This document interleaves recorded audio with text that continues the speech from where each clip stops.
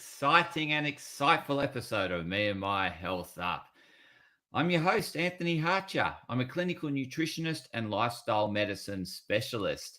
The purpose of this podcast is to enhance and enlighten your well-being. And today I'm doing that on the topic of rejection and its physical impact. What you can do about it, the solutions to better managing rejection. So I'm certainly going to be sharing the insights as to how you take rejection and its impact on your physiology, and then how you can reverse that.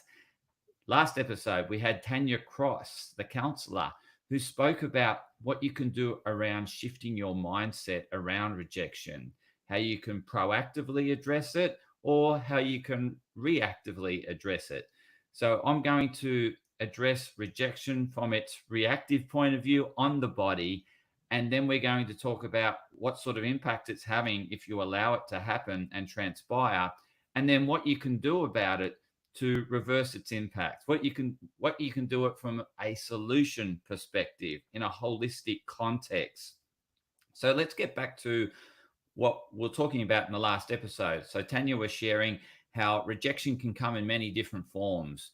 We can have relationship rejection. We can have career rejection. We can have in any form, in the sense that we want money and we don't get the money, so we apply for a grant or some funding or a scholarship and we don't get that grant, funding, or scholarship.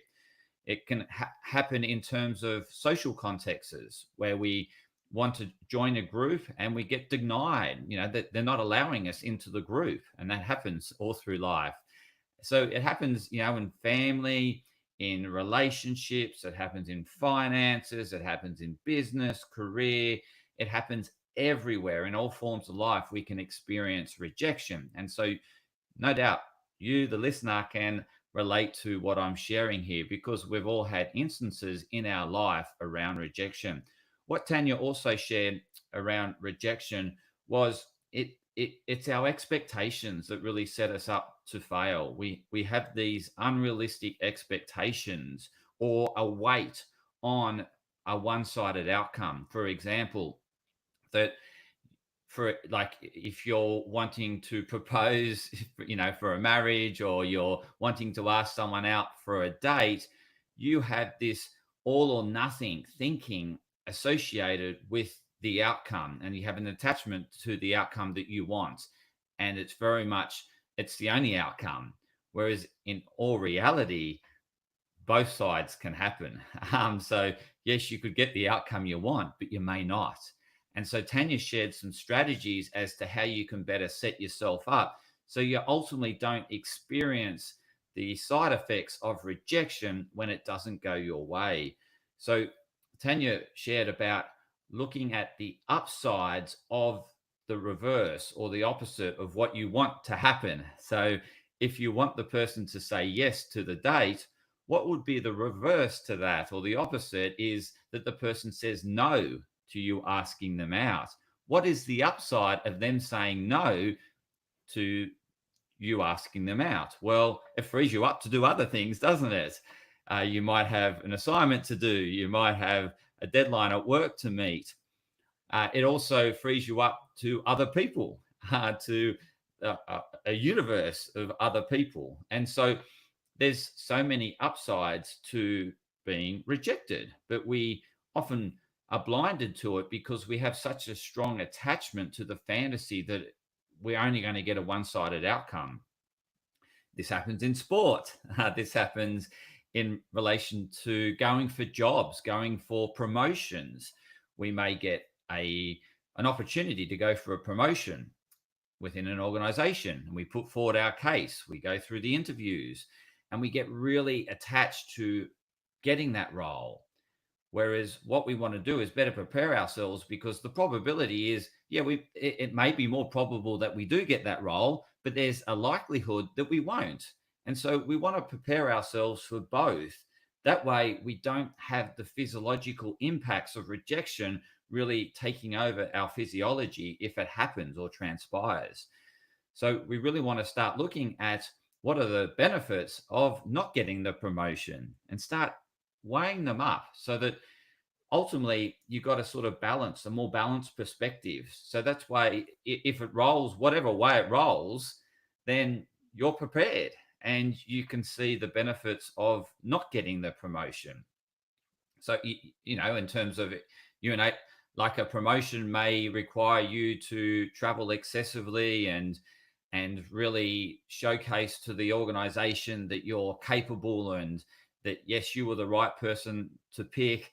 And to do that, you need to work long hours. And so therefore you're going to sacrifice family time, and family might be important to you. So a benefit of not getting the promotion would be spending more, spending quality time with family, and also being able to do more exercise and spending more time on your health, other things that are important to you, you'd be able to invest in, as opposed to a lopsided investment in terms of, yes, I want to justify to the organization that they made the right decision by working extra long hours.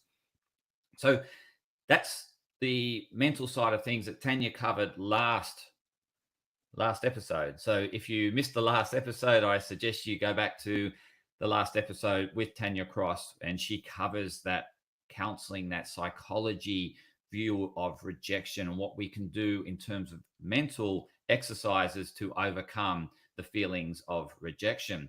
So if rejection transpires, you get caught out, you reactively haven't applied what Tanya taught us, or the solutions she gave us, or the exercises she gave us in the last episodes, and you're caught out and you're in this reactive situation, is, oh no, I've just been rejected. Okay, so what does it do in terms of your body?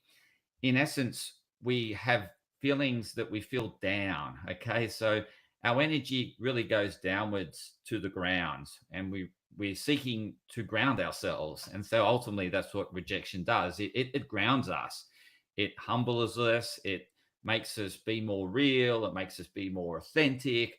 And so that's what's happening to our physiology. We're no longer super proud, and so that ego gets put in check, and our pride gets put in its place, and we get more centered and grounded. So ultimately we are becoming more real, more authentic in this process of being humbled by being rejected.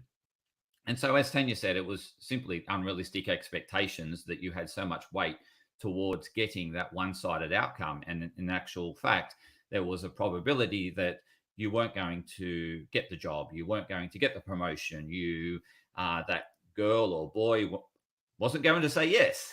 They don't always say yes.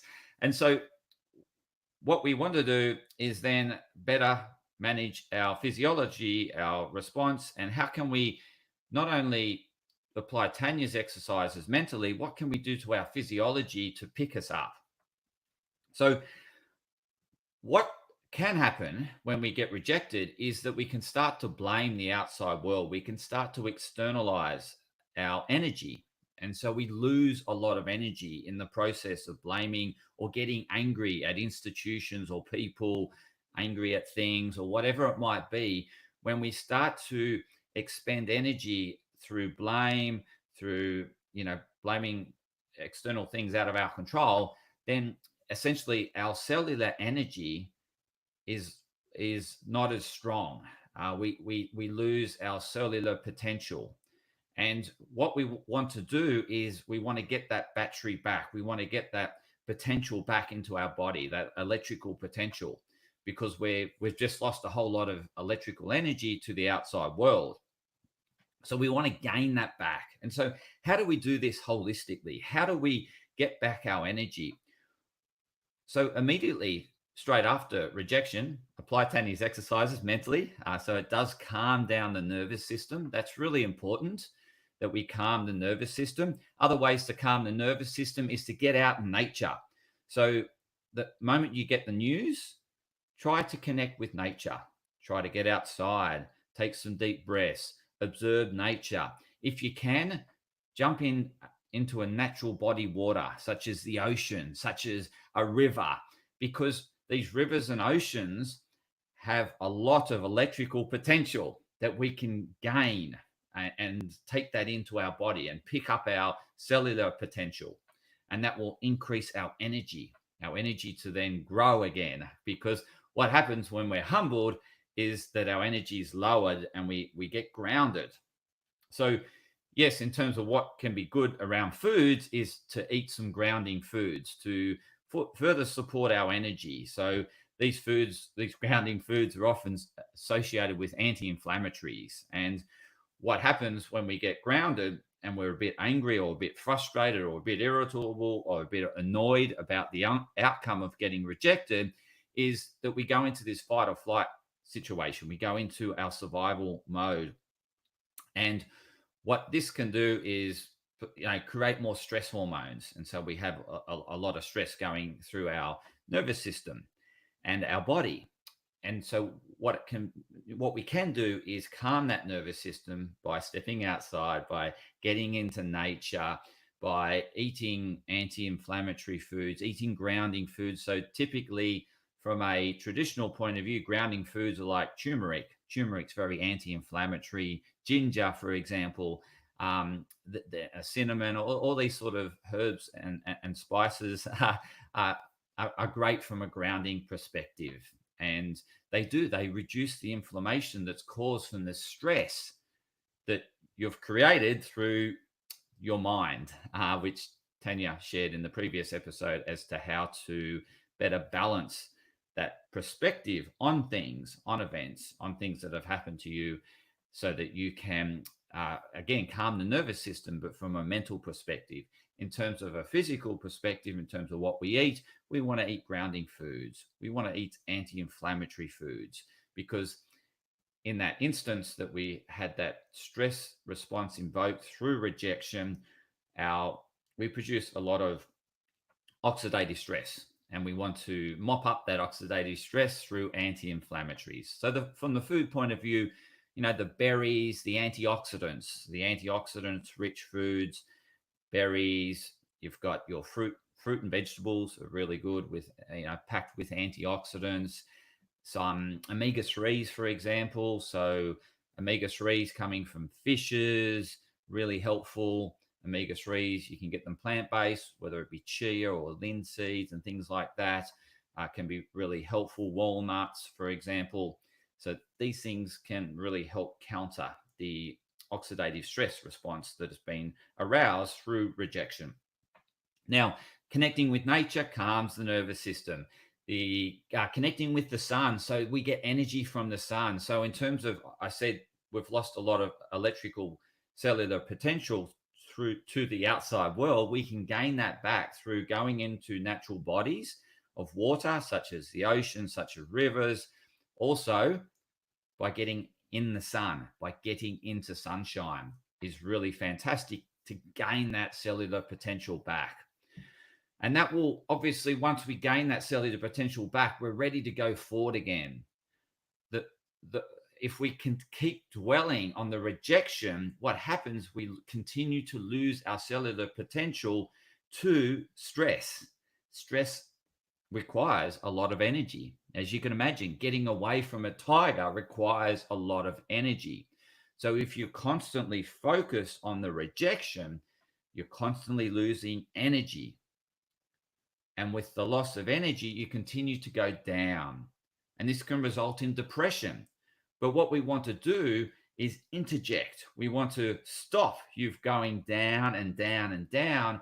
We want to lift you up. And so this is why talking to others, connecting with others, letting them know how you're feeling based on the rejection you've experienced can be really helpful, because outside people can lift you up through comments, through hugs. And yes, we gain energy through hugging. Also, we feel the connection, because when we experience a hug, we produce the neurotransmitter oxytocin, and that gives us a sense of connection. And connection is really important to us, because we feel that we're of value to the world, of value to people. And that's really important in terms of meaning and purpose. And when we have meaning and purpose, we rise up again. So we really want to connect with others in this process. We want to talk to friends, talk to families, and share what you're experiencing around rejection. And they can help lift you up. They can give you cuddles. They can give you support. And that will help pick up your cellular potential, your energy, and it'll help down regulate the stress and help you get back into homeostasis. So certainly connecting with others, eating anti-inflammatory foods, grounding foods. Also, what we want to do is, get out in nature, get in the sunshine, boost our cellular potential through being in the sun. So certainly don't shy away from being outdoors. Really helpful. One practice that I thought would be really helpful for you is if you can't get outside, then also have a shower, because the shower does calm the nervous system. Water running over our body calms the nervous system. So get in the shower, calm the nervous system that way, and you're washing off the stress. You're washing off the news, okay? You're allowing it to run down the sinkhole, okay? And after the shower, you should start to feel better, provided you're working on the mindset in terms of Tanya's techniques that she shared in the previous episode. So make sure you do that, because otherwise the dwelling on the rejection is constantly going to create physiological stress, oxidation. You lose cellular potential, you lose your energy, you lose your drive forward. And we give up hope because we're so focused and fixated on that rejection and feeling disconnected. We want to reach out, get connected, feel that, this connection, that we've a value to others, we've a value to, the organization we work for. So we want to get back that meaning and purpose, and balance our perspective on the rejection. What are the benefits of being rejected? Get that balanced perspective. That way, the nervous system will calm itself, and you reduce that oxidative stress and allow the cellular potential to remain. And we can energize it again through the sunshine, through swimming in natural bodied waters, through eating foods that are supportive, that are going to help pick up our energy and really help mop up oxidative stress. We also want to get rid of the oxidative stress through lymphatic drainage, and we do that through activity. So doing exercise could be great. So if you get the news and you're someone that loves exercise, going out for a run or doing a HIIT session or a boxing session is fantastic, because not only will it take your mind off the news, it will boost your endorphins. And your endorphins, you feel that sense of you're invincible, right? Not invisible, invincible. And you feel powerful and strong. And it sort of gives you that momentum to move forward. But again, you still need to apply the mindset stuff, because if you haven't balanced your perception on what's happened around the rejection, then you can get stressed again and start spiraling down. So we certainly want to stop that thinking, that negative thinking around the rejection and dwelling on the downside. What we want to do is start looking at the upside of being rejected. And there's plenty of upside. We just need to look for it. So in terms of picking ourselves up around getting support, around seeking energetic practices such as being in the sun, boosting our energy, calming the nervous system. The other thing is that's restorative is getting up the next morning to the sunrise. And it's the whole spiritual connection to the rising, the new day, the new beginning. Okay. So then that enables you to reflect and say, life goes on. There's a new sun every day. And so it's a real spiritual experience getting down the next morning to witness sunrise. And that's your new beginning. As that sun rises, so do you. And you've got new opportunities with the sun rising. So focus on the new opportunities. Obviously, by getting the rejection, you create space for new opportunities. And so, you can sit down and watch the sunrise, whether it be down the beach or at a park or at a nice location. Obviously, in nature's ideal. And then just think about the new possibilities that have dawned, that have arisen from the uprising of the sun through this rejection. What are the new opportunities? And then you can start listing all those new opportunities, and you can start focusing on pursuing new opportunities that are linked to what's important to you, because it does. It enables you to focus on other areas that are important to you by getting rejected in that area. But it also it also opens up doors in the area that you got rejected in. Um, so it's not all doom and gloom. And the moment we allow our brain to expand and focus on more possibilities, more opportunities, we can then start pursuing them. We can start moving forward. And so take that opportunity to see the sunrise, and then journal the active, the things that you're going to do to pursue the new opportunities. And this will get you back on track, or get you back on the highway, your success highway. And any rejection is just, it's letting you know that that wasn't the pathway, that your pathway is an alternate pathway to the one that you just pursued that you got rejected in. But again, you might still get the inclination or the intuition to say, yes, that's the right pathway, just that was the wrong opportunity or the wrong person. And so it might be still in a different way, and pursuing that pathway, but again, it's a new opportunity. And so again, we don't want to take rejection as final, because it can just be a indication or feedback that you didn't approach that opportunity the right way. And or it might be a timing thing. It just might be not the right time, and therefore that was the feedback to you, not the right time. Go back, get your house in order, and then come back. And so there's many ways in which we can counter the rejection, and there's many ways in which we can support our physiological response by supporting our body's energy. The other one I haven't mentioned yet is sleep. Obviously, we want to get a good night's sleep. We want to get a restorative night's sleep to enable us the energy to pursue new opportunities, to pursue new pathways or alternate pathways. And in order to do that, we really want to calm ourselves. And so the practices I shared around calming your nervous system are really important in order to get the good night's sleep. So how do you calm the nervous system? Well, that will be dependent on what brings you presence. What do you do that brings you total presence? For some people, it is exercising. For some people, it's going on a walk and talk with someone. For someone else, it's sitting in solitude, journaling.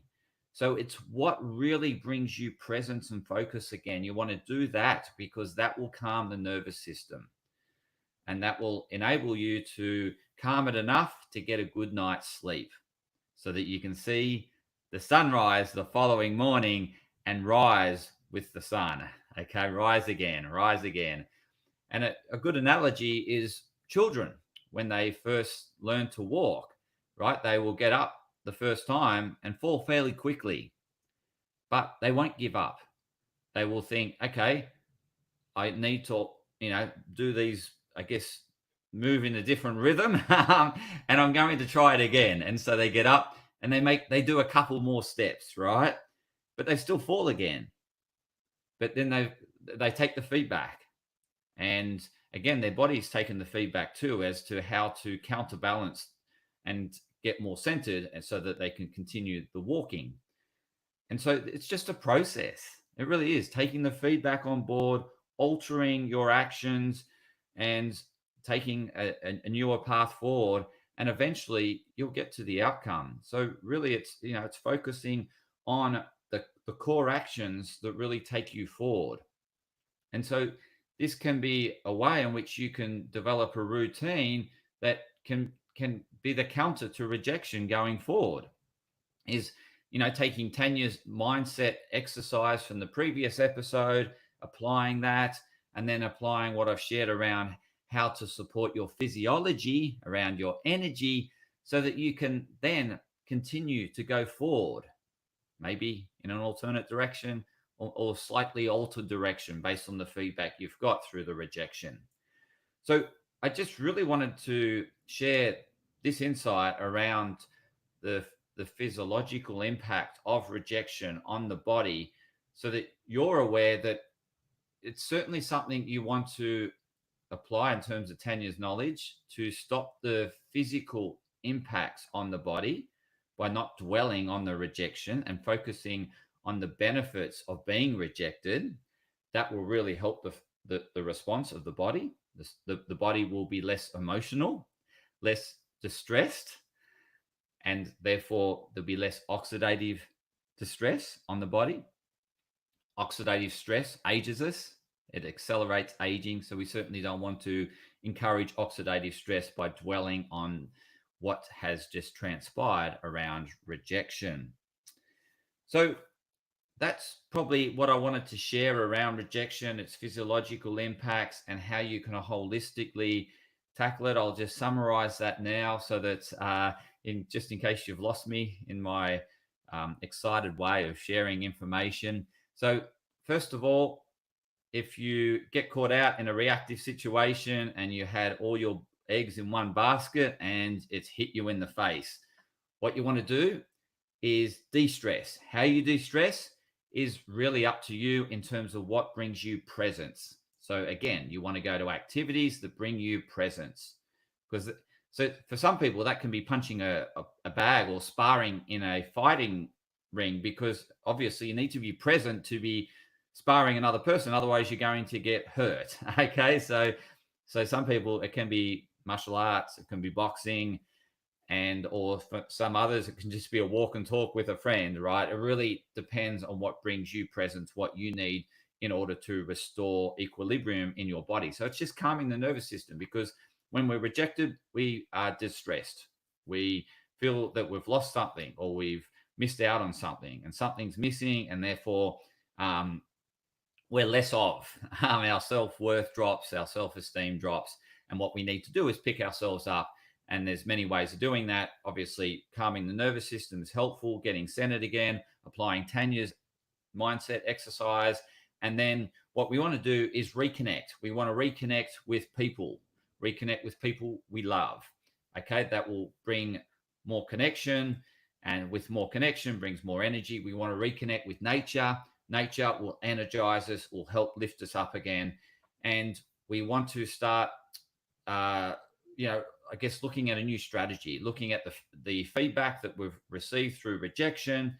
And again, if it's a rejection around a job or a promotion, you can actually ask the people, what was it that I didn't have in terms of skills? What was it that that made that other person more suitable candidate?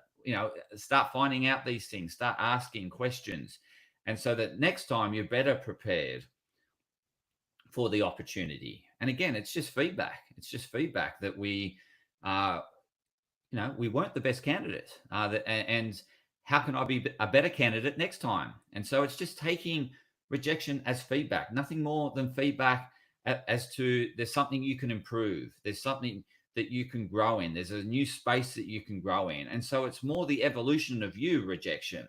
It's you becoming better. Like every relationship rejection, you learn something about yourself. You grow from rejection. And so we really want to embrace it. We don't want to see it as a downside of life or a negative of life. We actually want to embrace it as feedback. Again, rejection is a bit like failure. We want to embrace it as feedback. It's an opportunity to grow. It's an opportunity to expand and look at new possibilities. And so we want to embrace that. We really want to embrace this growth as opposed to focus and dwelling on the outcome. And then we can better set ourselves up for next time, like Tanya shared, in terms of being more proactive about seeing both sides. What are the potential outcomes here? Yes, I could get the job, or yes, I could get the date, for example. But yes, there's a possibility that I won't get the date, or I won't get the promotion, I won't get the job. So therefore, what's the upside of that coming true? And then you start to see, okay, it's not so bad after all. So if I get it, great. If I don't, it's all right. It just opens more doors. And I I can pursue another opportunity and something better may come up, or I'll be better prepared next time in order to get that opportunity. And so you just want to see it as growth. It's feedback on your life continuum, your life's journey. It's just feedback to you to let you know whether you're on purpose or you're slightly off purpose and need to, navigate your way back onto purpose. And that's how I've seen any setback in life as, maybe it was something I was pursuing that I thought would be good, but it wasn't really aligned to who I am. And that was the feedback to me, is that no, you're pursuing a path that's not you. And so get real, get authentic, and get on your path and do it your way. So again, as I said at the start of the episode, that you could have had really unrealistic expectations and of the outcome, and saw yourself as the only candidate, the best candidate. And the rejection was to humble you, to get you to be more real, to be more authentic, to get you to be you, as opposed to a distorted view of yourself. And so it can be those humbling things that really ground us and get us level again. And that's really special, because then people can connect with the true you, as opposed to not knowing who you are, and in that pursuit of something that you thought was all upside, or a great fantasy, or that wishful thinking, is that you lose you, and you lose others in the pursuit of chasing something that's not really you, or you've exaggerated yourself in order to get that opportunity, and you've been humbled to say, no, you're not ready for it. You need to do the groundwork, do the hard work. You need to continually work on your craft. And so, again, it's just all feedback to really help get you on the right path, to get you being the best version of you, to get you to expand your awareness in terms of, yes, there are many possibilities in terms of outcomes, and it's not black and white, and not get attached to one particular outcome. So again, if we get too attached to the outcome, it might not be what we ultimately want, but we're fixated on having it that way. But we actually might get something similar, but slightly different, but it might be better aligned to who we are. And so again, it's really getting back to focusing on the process, focusing on what's in your control, because often rejection is out of our control, right? There's only so much we can do. So it's really getting back to the basics, focusing on what you can control, and continually to do that well, and continually to incrementally improve on that, and finesse that craft, finesse what you can control. And the outcomes are the outcomes, but again, ultimately, you can't control everything. You can't make people give you the job. You can't make people give you the promotion. You can't make people take you on a date. You get it. Ultimately, there's a decision external to you. So all you can do is be your best self. And so again, it's just focusing on what you can control, and again, doing that to the best of your ability. So I hope this episode was insightful, helpful, and is expansive in terms of expanding on what Tanya had to share in the previous episode. And it's providing a different perspective in terms of the impact on your body and physiology, and what you can do to better support your body and physiology. Stay tuned for more insightful and exciting episodes of me and my Health Up. I'm always open to receiving feedback on every episode, so please put in your feedback. I would love to hear from you. And if you've got any areas of which you want me to, get an expert in, like there's certain areas that you want to know more about, please let me know, because I can go about seeking that expert, or I can provide that insight that you're looking for. So please, give me feedback. I'm all about, feedback is the breakfast of champions. And so I want to continue to grow this show and expand this show. And I really appreciate you listening week in and week out. So thank you, and continue to health up.